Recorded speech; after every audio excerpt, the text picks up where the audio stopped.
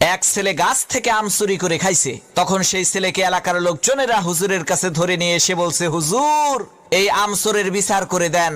হুজুর তার কিতাব বের করে সমস্ত লোকের সামনে কিতাব খুলে পড়তে আরম্ভ করলো।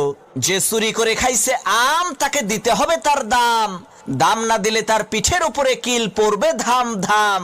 হুজুরের কিতাব শুনে এলাকার লোকজন সেই ছেলেটিকে কয়েকটা চর থাপ্পড় মেরে বিদায় করে দিল। আল্লাহর কি কুদরত!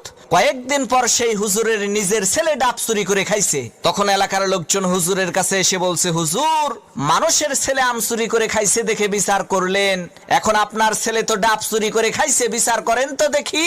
লোকদের কথা শুনে হুজুর তার কিতাব বের করে বলল, ভাইরা আমার, কিতাবে লেখা আছে যে চুরি করে খাইছে ডাব তার হয় নাই কোনো পাপ।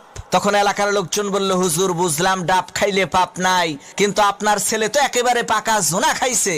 হুজুর তখন কিতাব থেকে পড়লো, যে খাইলো জোনা তার